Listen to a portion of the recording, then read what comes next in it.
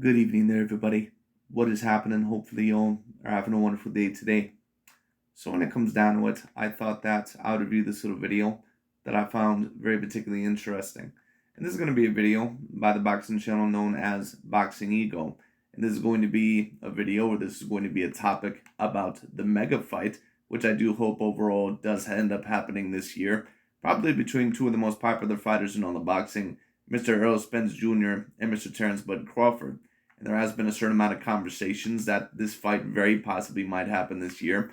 And, I'm not necessarily 100% confident that maybe it would, but I do overall hope that the fight does happen because, of course, this would be a colossal fight. And whoever the winner of this fight would be, I think that more than likely they would have a very, very great case to be not only just the number one pound for pound fighter, but debatably the undisputed number one pound for pound fighter. Up there with, let's say, if maybe Alexander Usyk defeated a Tyson Fury, or maybe if Fury ended up defeating both Joshua and Usyk, or maybe if there was another fighter, maybe somehow if Canelo can get back into the mix, but he did lose his most recent fight, so it's going to be a little bit more difficult for him. But whoever is the winner of this fight, not only all in all will they have a very great resume at that point in time, but they also will be undefeated. So that is something all in all that they both have on their side. I believe that the person or the fighter that, if they were to win this fight, who has the greater case for the greater undisputed title, or who has more of a case for being the number one undisputed pound for pound fighter, even though I think either or of them could be undisputably the best fighter in the world, whoever wins this fight, I would say that Terence Crawford probably has more to lose here. And the reason why that is because Terence Crawford, he's already a three-weight division champion. So if he ends up losing this fight, I do think there is going to be a certain amount of criticisms towards that of Terence Crawford, but we will see and know what ends up happening. Anyways, I thought this video was very particularly interesting, and I thought that I would review the Boxing Ego video because Boxing Ego, he is a very big Errol Spence Jr. fan, and I think even though he likes Terence Crawford, I think all in all that he likes the PBC more. And I've reviewed overall some of Boxing Ego's videos in the past. You always kind of have to take what he says with a grain of salt or a pinch of salt. And the reason why that is because he lets his emotion and oftentimes racial bias get in the way. And overall, he is more cheering for that of Errol Spence Jr. than that of Terence Crawford. But I don't think all in all that it really is super biased to say that you believe maybe that Errol Spence Jr. would win the fight. I think that this is a fight that clearly could go either way. And Paulie Malignaggi is one of those fighters, or he is one of those guys that truly believes that Errol Spence Jr. will be the one to beat that of Terence Crawford. I'm going to explain who I think is going to win this fight, at least potentially, what I think both fighters bring to the table.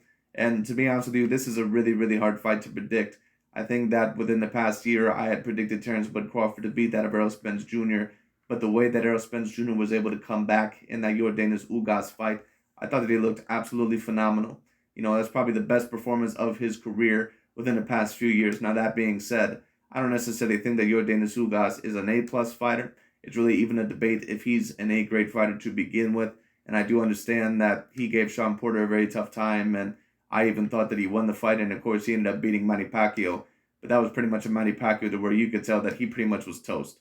All right, so it is what it is. But anyways, we're going to see what Mr. Paulie Malignaggi has to say. We're also going to see what Mr. Boxing Ego has to say. Let's get into it. I lean the other way, man. I lean towards Errol Spence. I think he's the natural welterweight. I agree with both of these terrific champions that there's more wrinkles to the game of Terence Crawford. But I do think that Spence being the natural welterweight combined with being excellent at what he does, which one of the things he does very well. It's not. Well, you know what? Let me state this really quickly. We have to really know the difference between a fighter that really has a true size disadvantage in a fight and a fighter that really all in all to where that is a little bit of an overrated narrative. Terence Crawford, believe it or not, is a natural welterweight. And I know a lot of people that are going to disagree with that narrative. Even if you take a look at Terence Crawford, when he was down at 140, sometimes even at 135, he would rehydrate in the high 150s, maybe even sometimes at 160. So what does that necessarily mean? That means he was rehydrating basically at the same weight that Miguel Cotto was, even when he was at the middleweight division. So what that tells me is that, Terence Crawford truly is a natural welterweight. All right, he always has been. He has the reach, he has the size for it, and he has the weight for it. Now, could Errol Spence Jr. be a little bit bigger than him? Maybe a little bit. But if Terence Bud Crawford ends up losing this fight, the size, in my opinion, is not going to be an excuse. If he ends up losing this fight, it's going to be because of Errol Spence's not only boxing prowess, but also because of his power and his pressure. And Terence Bud Crawford, he is going to have to adapt to that because more than likely, Errol Spence, what he's going to do in this fight, at least the best strategy, I think, for Errol Spence Jr. to do would be to break down Terence Crawford incrementally. I think that if Errol Spence Jr. gets in a boxing match with that of Terence Bud Crawford, I think it's going to be a very bad night for him. But I don't think that he's dumb enough to do that. Errol Spence is one of those smarter fighters. He's not going to do what an Oscar Valdez did against Shakur Stevenson. He's not going to do what a George Kambosos did over Devin Haney. Because a big part of the reason why those guys lost so bad is because overall they tried to outbox the boxer. Against the boxer, in terms of distance and ranging, was more talented than them in that category. I don't think that Errol Spence Jr. is going to try to outbox Terence Crawford. That's not me saying that here and there that he won't try to counter him, but I think Errol Spence Jr. knows that the best way for him to beat Terence Crawford, at least if he is as intelligent as I think he is, that he's going to have to go in there and he's going to have to pressure him. Just the pressure, but it's an insane body attack. It's an insane body attack, which, if executed correctly in any fight, takes away your best attributes because the body attack debilitates you. And then no matter what you do well, which is fighting backwards or forwards, fighting lefty or right, all those things you do so well, when you've been attacked to the body so well, it will break you. And I just can't get out of my mind that Crawford, no matter how much success he's had, is still a natural lightweight. He's still started out at lightweight. So a body attack from such a powerful... Well, Terence Crawford is not really a natural lightweight. I know a lot of people, once again, they go along with that narrative. Terence Crawford is not a natural lightweight. He's as much of a natural lightweight as what Oscar De La Hoya was back in the day, I believe, when he was fighting in around that weight. There are certain fighters, like if you take a look at Teofimo Lopez and Devin Haney, those guys, they are not natural lightweights. They are not natural 135 pounders. They're able to make the weight when it comes down to it because all in all, their bodies, maybe you can argue because they're still in their early 20s, they have not fully 100% transitioned maybe into the full growth to where they could be later on. But no, Terence Crawford is not a natural lightweight. He is a natural welterweight. So if he ends up losing this fight against Errol Spence Jr., he is not going to have a weight excuse. All right, it just is what it is. At least that's the way that I view it. Natural welterweight like Spence. And on top of that, Terence Bud Crawford, when you talk about him, he also has a 74-inch arm reach, and he's about 5'8". So there is going to be no excuses for Terence Bud Crawford, at least in my view, in this fight. This is not a Canelo Alvarez, Dimitri Bivol situation. This is not a if we were going to compare it to something else, a Sugar Ray Leonard versus Marvin Hagler situation, it's not one of those. All right, it's not one of those. Now, some people may say, well, why would you bring up Canelo? Because Canelo was thoroughly outsized against Dimitri Bivol. It just is what it is. Now, Canelo, in my view, definitely should have had a better performance, but he was clearly outsized. You're talking about a guy that is 5'8", 5'9", with like a 71-inch arm reach. And he was facing a guy in Dimitri Bivol that's about 6 foot tall. I believe has about a 74-inch arm reach, at least around there, I believe. I can't remember. And on top of that, he's a natural light heavyweight. So at the end of the day, Terence Crawford, when he faces Errol Spence Jr., that's not going to be a similar situation. All right, that's not going to be a similar situation. It really is not even a Tommy Hearns, Marvin Hagler type of situation, where Tommy Hearns was always a little bit light in the ass. Terence Crawford, when it comes down to it, is he as thick as what an Errol Spence Jr. is? No, but he's not small. All right, so Terence Crawford, in my view, he is not going to get the size excuse. Will eventually get to you and break you down. So I while there's terrific wrinkles to Crawford, I just angle towards that side because I just feel that what Spence does is going to be very difficult for a natural lightweight, despite all the success he's had at welterweight, to be able to have to overcome. Luckily for me, Errol Spence is not white, or they'd be calling me a racist. I'm going to add to that here, because I've seen quotes of Mikey Garcia. He said he was in pain in that fight, in that Errol Spence fight. So he had to bite down, and you saw Mikey kind of... And Paulie Malignaggi, of course, said something there to where he said that, because, of course, he has been an alleged racist in the past, at least by certain people, especially by these LDBC and new media channels. Now, could Paulie Malignaggi have some racial issues? It's very possible. I'm not necessarily sure. I don't really know him as a person, and I haven't really studied him enough. But the main reason overall why a lot of these LDBC and new media channels have such a problem with Paulie is because when Paulie responded to that at Devin Haney and stated all in all that the European fighters were at the top of the game at the current moment in time with fighters like Lomachenko or Tyson Fury, yada, yada, yada, yada, in responses to Devin Haney's comment basically saying that he would never let a white boy beat him, very similar to what Bernard Hopkins did, overall way back in the day when it came down to it. Overall, all of a sudden they got very, very, sensitive about that. So I don't really know if Paulie Malignaggi has racial issues or not. It is very possible. But based on the comment that he made about a year ago or somewhere around there, maybe if Devin Haney overall did not want to comment out there to be like that, maybe he should have not overall had a comment like he put out overall to begin with. All right, so like I always say, the energy you put out is the energy you get back. Now, don't get me wrong, there's certain, Caucasian boxers or commentators that clearly do have racial issues, absolutely no doubt about it. Is Paulie one of them? He could be. I'm not necessarily sure he could be. But anyways, just to continue on.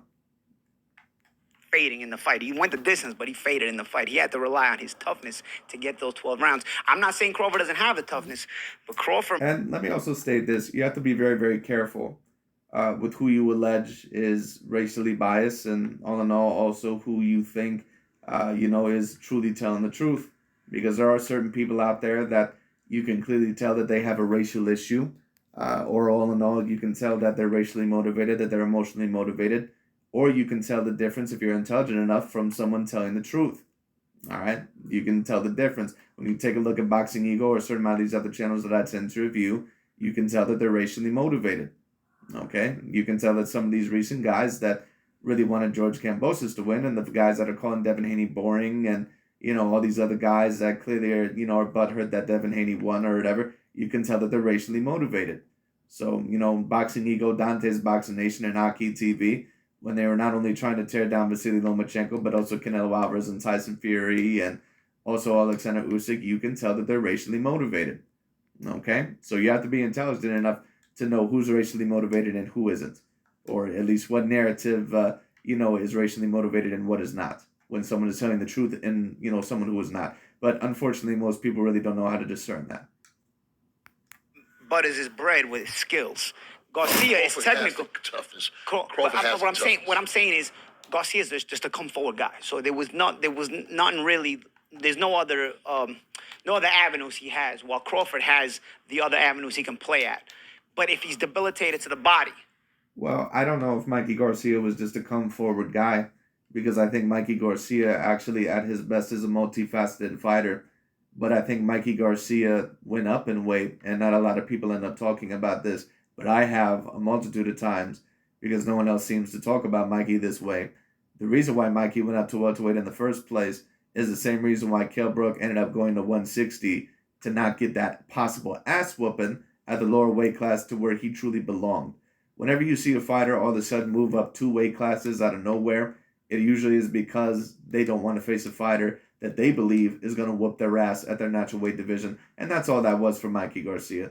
That's all that was. He did not want to face Vasily Lomachenko. He did not want that possible ass kicking. So he went up overall to 147 pounds and said, oh, well, let me be brave, yada, yada, all the stupid bullshit. Same thing that Kell Brook pulled just so he didn't have to face Errol Spence Jr. He ended up getting his ass whooped predictably. And then if he were to face Vasily Lomachenko later on and lose to him, he could just have the excuse, oh, well, I was never the same after I lost to Errol Spence Jr.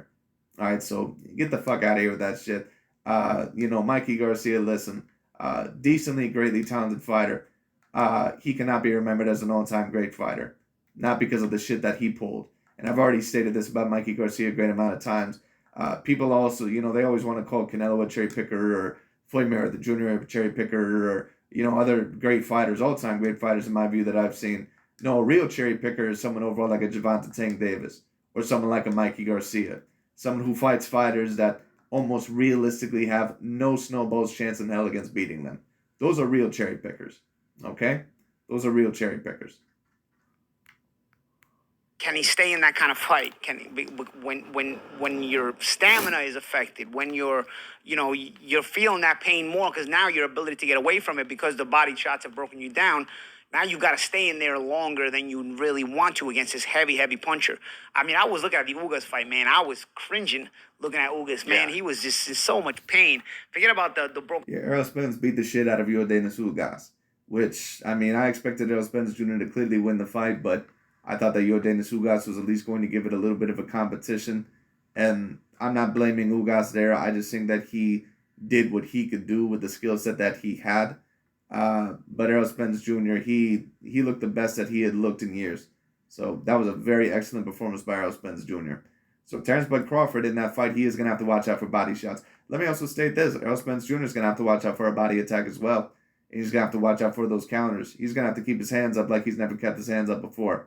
He's going to have to be very defensively responsible, talking about Errol Spence Jr., but really both fighters, but especially Errol Spence Jr., because Terence Crawford really knows how to counter you in almost any angle. So that's going to be a very interesting fight if and when it does happen, which I hope it does happen this year. Orbit, which I can also relate to, you can just see the body shots just ripping him apart, you know? Oh, yeah. ProBox TV, link in the description. Paulie Malignaggi sides with Errol Spence. He thinks Errol Spence has what it takes to get it done versus Terence Crawford. You guys heard his explanation. What up, Fight World? It's your boy Ego, and I'm back with some more boxing. Errol Spence says kill or be killed. I made a separate video about that. Make sure you check it on the channel. And that adds to or fuels the rumors that Errol Spence and Terence Crawford could fight next. Make sure you guys come in, hit the like button, subscribe, hit the bell notification icon so you don't miss a thing. Now, funny enough, on ProBox TV, you see this clip. This is Errol Spence and Mikey Garcia. This is footage that I shot in Texas when they fought.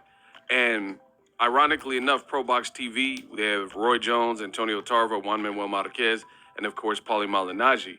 And they were talking about it.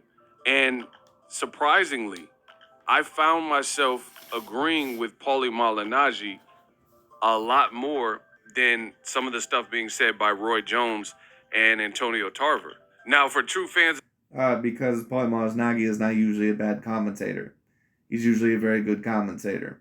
The reason overall why you have a problem with Paulie Malignaggi right now is, first of all, because he's a Caucasian. And second of all, when it comes down to it, is because you're still butthurt overall of that comment that he said. These are the same channels that say that, you know, the black fighters all in all are the superior race in boxing, and that, you know, they'll always be the superior race in boxing. And listen, don't get me wrong.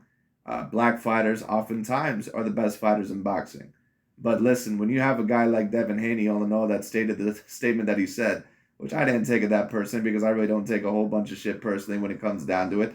I really don't care all in all, you know, when it comes to a certain amount of these guys who may be racially motivated. It doesn't really hurt my feelings because I don't really take buffoons too seriously. But it is what it is. But Devin Haney, when it comes down to, for example, when he said all in all, you know, basically like, oh, I'll never let a white boy beat me. And then Paulie Malignaggi basically retorted and said, well, there's a certain amount of Caucasians that are at the top of the pound-for-pound list. At least from what I've heard, that's pretty much what he said. And they pretty much got their pennies in a twist about that. So that's the reason why they really don't like Paulie Malignaggi. But it is what it is. Anyway. The channel, you will know that Roy Jones Jr. is one of my favorite fighters in all of boxing. One of my favorite fighters, right? But I'm a man. Roy Jones is a man, etc. And if I understand... Well, you're allegedly a man. Oftentimes you don't think like a man. Oftentimes you think like a child or you think like a woman. Because you're very racially motivated. You're very overly emotional. And it's no offense against him. It just is what it is. But oftentimes it's how he thinks. All right? It just is what it is. That's why a lot of the times when I review his videos, I state this all the time. You cannot rely on a person's, you know, alleged objective analysis if they think over emotional. Okay? Your talking point, I understand it, or if I relate to it, I do. So I don't take those things into consideration. Now, as far as Errol Spence and Terence Crawford, the fight is not confirmed as official by the parties involved. I actually don't know exactly who I'm going to pick, Errol Spence or Terence Crawford, because I think it's that type of... I agree. I think it's one of those fights that is a once-in-a-generational type of fight. It's up there with the Canelo versus Gennady Golovkin fights. It's up there with the Mayweather versus Pacquiao fight or the Mayweather versus Cotto fight or whoever you want to compare it there. It's up there all in all with the Sugar Ray Leonard versus Hearns fight or Hagler fight or Duran fight. It's up there overall with, you know, Rocky Marciano versus Joe Louis or something, or Jersey Joe Walcott if you want to compare it like that. Tyson Fury versus Deontay Wilder. basically to where it's, you take a look at it and it's like, wow, this fight truly could go either way. This is really one of those fights to where it's going to be very difficult to prognosticate, in my opinion, or to predict, because both Terence Crawford and Errol Spence Jr., they both have elite A-grade skills. I think that they're both multifaceted fighters, and I think all in all that Errol Spence brings certain things to the table that could hurt Terence Crawford. I think Terence Crawford brings certain things to the table that could hurt Errol Spence Jr. Both of them, in my view, are going to have to be flawless. There's not going to be many rooms for much mistakes. So it's going to be very interesting. Fight. A lot of people are saying Hagler, Hearns, and stuff like that. It's an epic fight. Two undefeated fighters, two guys who are clearly the best. And if they fight each other, that's great for the world of boxing. Now, the reason that I'm saying I found myself agreeing more with Paulie Malignaggi is because Roy Jones said in this fight that you see on the screen that I took the footage of, Mikey Garcia and Errol Spence, he said that Errol Spence is not a one-punch knockout kind of guy. He wears you down. Paulie was saying the size and Errol being natural. Well, to a degree, I understand where Roy Jones is coming from. I would say that Errol Spence does have the power to knock you out within one shot, but that is mainly what he's going to do. Do I believe that he is going to knock out Terence Bud Crawford, for example, with one shot, like maybe what a Gennady Golovkin or a Deontay Wilder could do? No, but he does have a great power, no doubt about it. I do believe, going into this fight, that Errol Spence Jr. is going to be the tougher and the harder puncher. But Terence Crawford's up there in terms of power as well, so both gentlemen are going to have to watch out. But Terence Crawford, in my view, if he is going to beat Errol Spence Jr., he's going to have to try to keep the fight either at a distance or in the middle of the ring. And that means sometimes that, all in all, that you're going to have to try to back Errol Spence Jr. off of you. Because if he lets Errol Spence Jr. just back him down the whole entire time, and if Terence Crawford does not have the offense overall to try and fight back, which is not usually like Terence Crawford, but this is a different type of fight than either of them have had in their career. So you just never know how things are going to turn out. So Terence Crawford, he is going to have to retort offensively quite a bit in this fight. But we'll see. Bigger at welterweight. Terence Crawford being a former lightweight who moved up more divisions, that's going to create problems because of the vicious inside game and body attack from Errol Spence. But Roy's counter was... Yeah, but I don't think Terence Crawford really is a natural lightweight.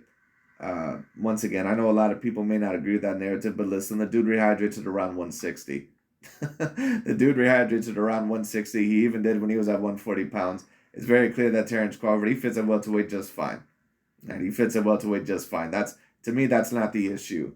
The issue will be is if Terence Bud Crawford, if he can retort enough offensively, and if his defense will be sharp enough overall to avoid some of the shots from Errol Spence Jr.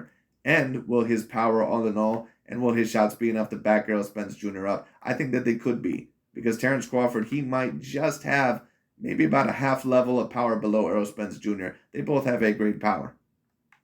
Basically saying that, hey, Mikey Garcia was a lightweight that moved up, and Errol couldn't hurt him. But I was at that fight ringside, and I definitely think Errol Spence hurt Mikey Garcia. Like, that's not even a question. He did hurt him.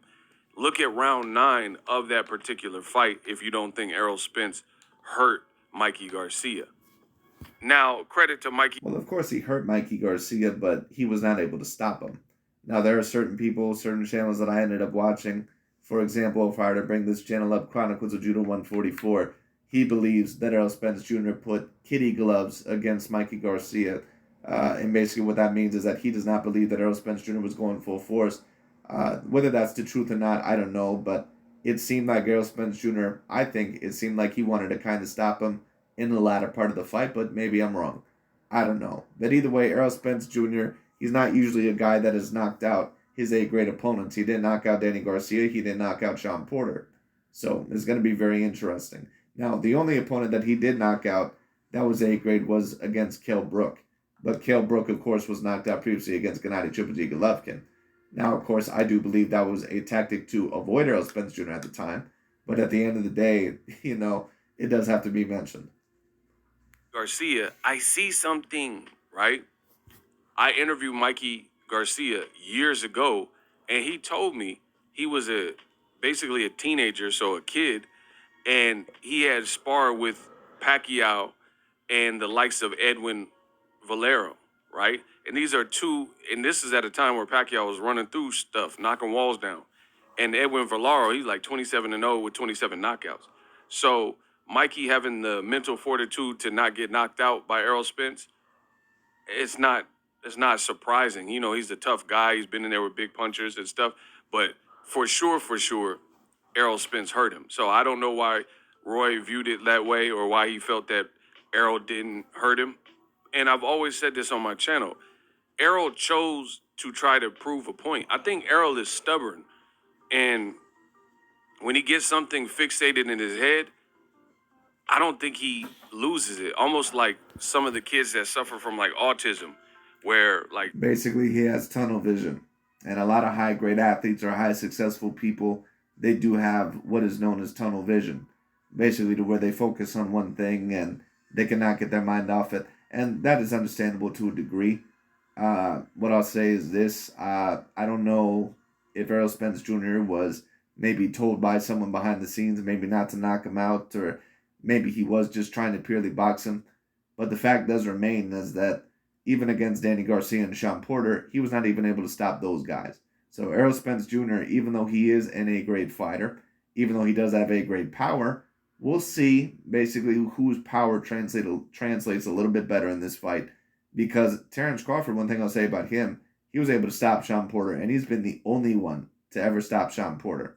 Now, maybe one would argue that is because Sean Porter, maybe he had been through so many wars, but I'm not really going to use that. Because Sean Porter had already been through wars before he fought Errol Spence Jr. against Keith Thurman and Danny Garcia and Kell Brook, and Errol Spence was not able to knock him out. I just think that Terence Crawford was better against Sean Porter. So it is what it is. you see Rayman and he's super focused on math and math problems, and it gets fixated on one idea, and that becomes a strong suit. I think Errol Spence and Terence Crawford, but I think they're both insanely stubborn, including Errol Spence. So with that being said, Errol Spence Jr., the talk at the time was that he is not anywhere near the boxer that Mikey Garcia is. So Errol Spence showed different wrinkles in his game, and I think his whole game plan and strategy was to try to outbox Mikey Garcia, and that's what Errol Spence does. He embarrasses people at their own game. Like Sean Porter tried to have a dog fight, a firefight, a barn burner, and Errol Spence in the end got the best of it because he clipped Sean Porter. Errol Spence was never dropped, and he was fighting toe-to-toe the whole time. 12 rounds of toe-to-toe. I was at that fight, too, in the Staples Center, right? And at the end of the day, that's just what it is. So I think Errol Spence is such a dog that he tries to sometimes beat people at their own, whatever they're supposed to be good at. And I remember distinctly people were saying that Mikey Garcia was a supreme boxer, and then Errol Spence outboxed him. But he still integrated a lot of power even in that fight.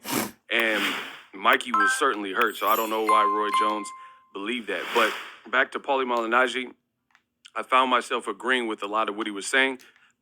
Basically, the premise or the question, can a smaller guy who moved up and, had to bulk up and go to a snack gym and stuff like that, can that person come out and withstand the Errol Spence onslaught? And that's, to me, my biggest question. I don't question if Terence Crawford can fight. We all know everybody with a brain knows he could fight.